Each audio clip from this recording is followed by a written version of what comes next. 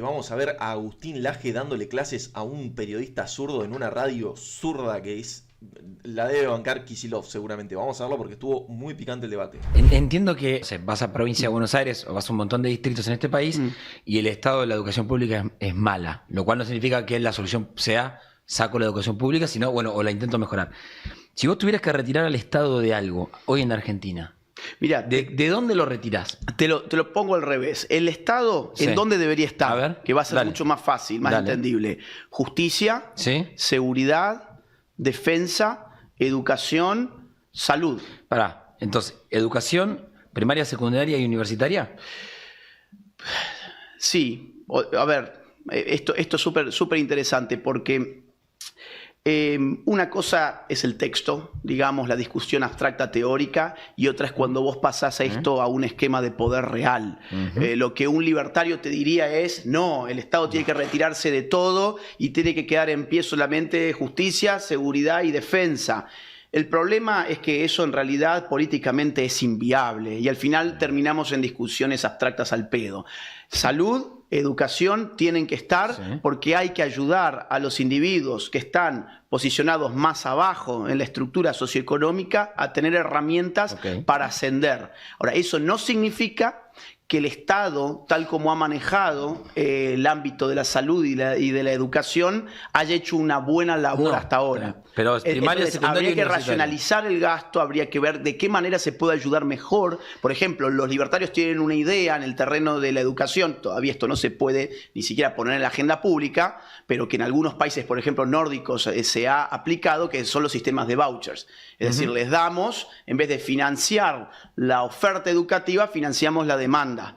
En lugar de poner el dinero en el colegio, le ponemos el dinero en forma de voucher al padre de familia para que él pueda elegir a qué colegio manda a sus hijos y que sea el propio consumidor de educación, por ponerlo en términos económicos, el que, digamos, vaya dándole poder a una u otra institución educativa de acuerdo a las pretensiones que tienen para sus proyectos de vida. Milei lo dijo, me acuerdo, en campaña. Para entonces dijiste educación, primaria, Salud. secundaria y universitaria. ¿Y salud qué?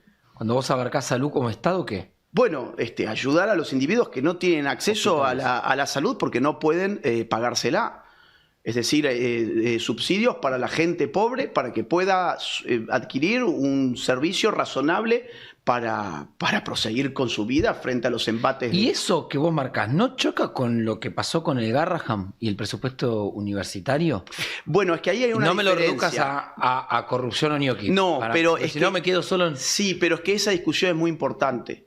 Es decir, nadie dijo hay que desfinanciar a la educación y a la UBA. Eso nunca fue real.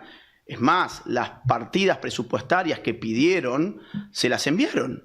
Esto Álvarez lo mostró incluso en los medios de comunicación en vivo y en directo. Todo lo que se está pidiendo son auditorías. Porque está, digamos, la sospecha muy fundada y muy fundamentada, quiero decir, de que ahí hay cajas políticas y que ahí se estuvo utilizando el dinero para educar al pueblo y para curar al pueblo en hacer política clientelar. Ahora, cuando te dicen, no, la educación es la UBA es autónoma. Eso va en paralelo al salario de un docente. Y vos podés investigar y no recortar el salario propio del profesional de Garrahan. Está bien, pero ¿y por qué no te dejan investigarlo?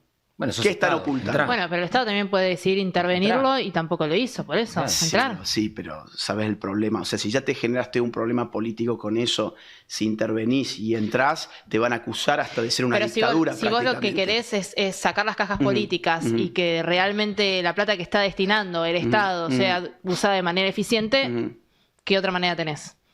Bueno, ahí está, que pueda llegar a una negociación con estos actores para que ellos, sin hacer escándalo político, muestren lo que hay, pero no lo quieren mostrar. Está bien, en algún momento habrá que hacerlo entonces de otra manera. El tema es por qué están ocultando, por qué ocultan en qué usan ese tipo de dinero. En campaña los funcionarios del gobierno iban a 3 periodistas amigos. Nosotros nos cansamos de invitar y no somos un medio cuca cuando hacíamos acá en Infobae. No me venía Martín Menem, no me venía Berti, no me venía Tronco, no me venía Karen, no me venía... No, porque para ellos era... No, ahí me van a preguntar. Entonces mejor voy con Majul. Y Luis me va a decir, sí, presidente, sí, señor presidente. Entonces buscaban una trinchera amiga, ¿viste? Las 3 anclas iban acá, iban al streaming. Ok, está bien. Pero por otro lado, lo que yo te digo es, estos candidatos que no eran representativos tenían una apertura inmensa para lo que realmente pesaban. O sea, son dos discusiones distintas. Una es la que yo estoy diciendo, es el peso real del medio de comunicación tradicional en una elección que antes era incalculablemente alto y hoy es incalculablemente bajo. Ahora, lo que vos decís, por otro lado, bueno, son estrategias de comunicación política. Uno puede estar de acuerdo o no. En realidad nadie tiene la obligación de ir a una entrevista. De ninguna manera. No existe esa obligación. No estoy diciendo eso. Entonces, no, yo sé, pero digo, ahora, uno al final puede decir, mira, me conviene dar esta entrevista o no me conviene. Y eso ya depende de la estrategia de cada uno. Yo no puedo responder por eso, digamos. Hablas de una segunda fase de profundización. ¿Vos creés que con esa profundización va a continuar el mismo apoyo que les dio ahora en la elección de este año? Porque justamente quizás al mismo tiempo hablaste de charlar con los gobernadores, tejer alianzas. Bueno, si se puede profundizar el camino, que entiendo que la gente votó por eso, porque acá había dos opciones. La del centro, olvídate que no existía. Tenías la opción de profundizar el camino libertario, no era mantenerlo, era profundizarlo. Que eso fue lo que se dijo en campaña. Queremos tener un Congreso amigable para profundizar reforma laboral, impositiva, previsional, etc. Y por otro lado tenías la otra opción que era un no. No a lo que se hizo este último año y medio, volvamos a lo que se venía haciendo antes. Si se profundiza el camino y los resultados concretos en la vida de la gente de allí afuera mejoran, vas a tener una reelección en el 2027. Sí. Y yo te diría, hasta donde yo llego a ver, evidentemente no vivimos en un mundo color de rosas, no es la Argentina ideal la de este momento, pero haber bajado la inflación del 211, creo que estaba con Alberto, al 30 más o menos, y llegamos a tener inflación de un dígito anual, suponte, eso se va a premiar. Y el tema de la pobreza, porque decían, está bien, bajaste la inflación, pero vas a tener una mega recesión y vas a tener un aumento descontrolado de la pobreza. Y al final tuviste una caída de la actividad, muy impactados además por lo que se ha llamado riesgo Cuca, pero si lo ves, no se cumplió el pronóstico de que iba a ser una recesión inacabable desde el momento en que asumió Milei y que ibas a tener multiplicación de la pobreza. Al contrario, la pobreza te pasó de más o menos 57 cuando la destapaste a, que están 33 más o menos según las últimas mediciones. Tuviste una caída de la indigencia. Es decir, a ver, la gente al final, el grueso de la gente... Sí. Vota con el bolsillo. Si la gente votó esto con este resultado y quitas del análisis político el peso de los intendentes, el peso del fraude que se puede hacer con el sistema electoral anterior, le quitas el inmenso peso de los medios de comunicación que otrora realmente pesaban, bueno, tenés un voto mucho más legítimo, por decirlo de una forma, y 41% es una locura. Igual, de todas maneras, se tomaron decisiones que fueron electorales, digo, sostener, intervenir el dólar en la previa electoral, con Scott Bessent, sin Scott Bessent, de forma paralela, lo que sea, no es una decisión de profundización.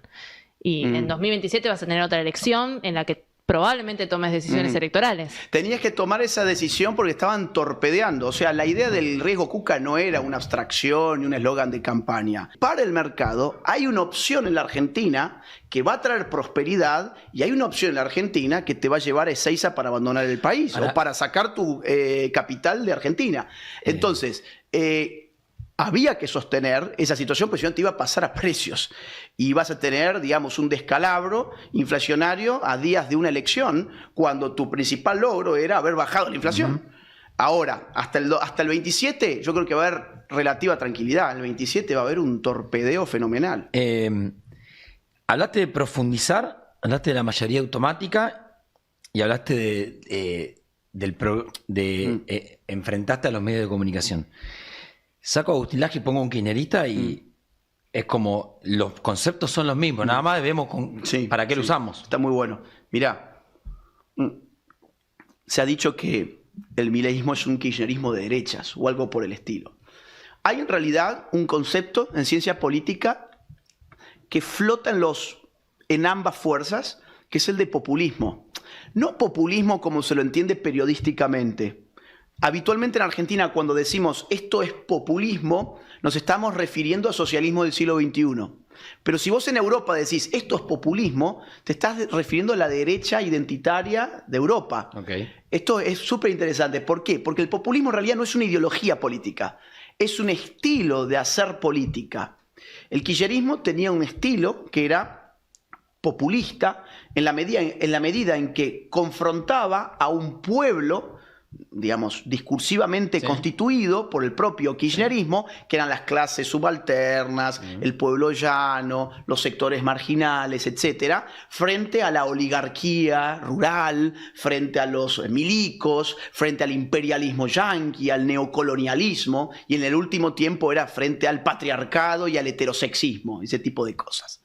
Ahora, en el mileísmo vos tenés una confrontación también pueblo-antipueblo, solo que toma contenidos discursivos de derechas. ¿Dónde está el pueblo? Bueno, el pueblo es el tipo que paga impuestos. Es el tipo que trata de sobrevivir en el sector privado, que es un héroe, que se levanta todos los días a las 6 de la mañana a laburar, vuelve de noche a su casa a dormir para seguir laburando y tiene que dejar 7 meses de su laburo anual en impuestos para que los parásitos del Estado vivan una vida de lujos y placeres. Entonces, ¿cuál es el antipueblo? Es el Estado. ¿Y cuál es el pueblo? La sociedad civil. Esta es una configuración populista de derechas. La configuración populista de izquierdas es el pueblo, es el político estatista que se alía con los pobres para enfrentar al rico. Entonces, ¿por qué a vos te parece parecido? ¿Por qué te parece, te huele similar? Sí. Bueno, porque hay una confrontación pueblo-antipueblo que toma contenidos distintos. Pero el contenido ideológico es radicalmente opuesto. No, el contenido ideológico... Radicalmente opuesto. Ahora, ¿qué tenés como versión no populista? En este sentido filosófico-político, no en el sentido periodístico usual. El no populismo sería el macrismo. Que el macrismo, ¿qué venía a hacer? Venía a administrar la mera gestión de la cosa pública. La tecnocracia es la opción al populismo. ¿Por qué? Porque está desprovista de contenido político. Y el contenido político en clave populista es una confrontación de pueblo versus antipueblo. Macri no era un populista. No. Era un administrador, era un empresario exitoso en el mundo del fútbol, luego en la sociedad porteña y luego venía a arreglar al país. Pero no pudo frente a una opción populista que se lo llevó puesto. ¿Por qué ahora el mileísmo podría frente al populismo de izquierdas? Porque es un populismo de derechas. Le está combatiendo con las mismas armas, pero con un contenido ideológico profundamente radical. Y en ese sentido, último punto, pues súper importante, y en ese sentido... Juntos por el Cambio era ideológicamente más similar al kirchnerismo y estilísticamente más diferente. El mileísmo es estilísticamente más similar, pero ideológicamente más diferente. Es la gran discusión entre las formas y el contenido que ha marcado este último año y medio. Por eso entonces ustedes van a tomar gente del extinto Juntos por el Cambio, pero no me vengas a hablar de cogobierno ni la... No me vengas a hablar, digamos... De yo te ayudo, vos acompañame. Esto tiene una impronta libertaria, tabula rasa. Si quieren ingresar, empujar estas ideas, el espacio está abierto. Pero mandamos nosotros. Pero el discurso lo ponemos nosotros. Okay. Una última pregunta sobre esto. Te escuché decir, creo que fue en Infobae, que en su momento, antes, con esta conformación del Congreso, no había lugar para plantear la derogación del aborto. ¿Se puede llegar a derogar y el gobierno está dispuesto a llevar la derogación del aborto? Mira, no te puedo responder si está dispuesto o no porque no lo tengo claro. Yo esperaría que sí. Es decir, como una expectativa personal y conociendo la impronta provida del presidente Milei, sería para mí, digamos, sumamente importante que esa discusión en algún momento se pueda volver a tener, porque cuando esto pasó fue en el medio de una pandemia. A ver, esto pasó 2 veces. En el 18, donde el sector pro vida finalmente se impuso, y volvió a ocurrir en el medio de una pandemia en el cual no hubo debate de nuevo, no lo hubo, no hubo manifestaciones porque la gente tenía miedo a salir, andábamos todos con la boca tapada y escondidos debajo de la cama, y el presidente Milei lo dijo claramente en el 2023 y lo volvió a decir a lo largo de este año y medio, que él defiende la vida humana desde el momento cero. Ahora, si hay fuerza legislativa para trasladar esta agenda a ese ámbito, habría que contar cuál celeste y cuál verde tenemos poroteo que yo no lo tengo hecho. Ok. O sea que eso en realidad no te lo puedo responder porque no lo sé. El único poroteo que sí vi, por ejemplo, son los diputados de PBA que ganaron. Había un tuit muy interesante donde ponía verde o celeste a los candidatos de la lista de Milei y a los candidatos de la lista de Fuerza Patria. Fuerza Patria eran todos celestes, y en el caso de Milei, tanto Cava como PBA, la mayoría, la inmensa mayoría eran celestes. O sea, también ahí se ve esa polarización. Fuerza Patria en verde. Fuerza Patria, verde. prácticamente todos verdes. Okay, Mira, lo dije al revés. Sí, dijiste todo celeste, dije. Perdón. Fuerza Patria, es que se me confundió con el color de Fuerza Patria. Todo verde, Fuerza Patria. Mira, en Cava celeste aparecía Grabois, por ejemplo. Cosa que me llamó la atención. Grabois siempre tuvo igual. Pero no sé, él nunca militó en realidad esto. Nunca habló de esto, siempre se hizo el tonto. Se corrió la discusión, se corrió la discusión. Yo le pondría, claro, y se corrió porque quería mantener su amistad con Francisco. Hoy ya no existiendo Francisco, no sé qué sería Grabois. Y del caso de La Libertad Avanza, prácticamente todos estaban en celeste, casi todos. Qué año que se nos viene. Agustín, gracias. Muchísimas gracias por ustedes por el... Hola gente, ¿qué tal? ¿Qué tal? ¿Cómo andan? ¿Cómo están? Bueno, muchas gracias por haber llegado hasta esta parte del video. Obviamente del video Agustín Laje dándole clases, domando a este periodista, también a su panelista. Me parece o sea, la batalla cultural que plantea Agustín Laje me parece que está en otro nivel tan alto que los periodistas no pueden llegar a comprender lo que le está diciendo verdaderamente. Me parece que vuelan más al ras y vuelan más en la llanura, y Agustín Laje está en otra posición. Agustín Laje da conferencias en todo el mundo, está en otra liga, juega en otra liga Agustín Laje, y no lo alcanzan a ver, no lo entienden. Entonces, ¿qué hacen cuando no entienden algo? Lo menosprecian y dicen que está loco, que sé yo, lo que sea que piense. Así que nada, es la realidad. Yo creo que me parece que va por ahí. Así que nada, por eso, bueno, eso es un poco lo que le quería decir. Me parece que también que Agustín Laje tendría que, ojalá, no es que él no tiene que hacer nada, él no nos debe nada, pero me gustaría mucho que se presente a candidato de algo para testearlo en las urnas, a ver cómo le van las urnas, porque esto ya se sabe, o sea, puede haber alguien hiperintelectual, hiperinteligente, que por ahí en las urnas no le va bien. Esto puede pasar, o sea, si pierde Agustín Laje en las urnas, no es para escandalizarse, eso no le quita ningún tipo de valor, simplemente que la gente no lo sabe valorar, porque es lo que sería Agustín Laje como en la función pública, no voy a decir de presidente o lo que sea, pero en algún tipo de cargo yo creo que sería muy bueno. Me parece que ejercería la batalla desde adentro, y me parece que eso sería lo mejor.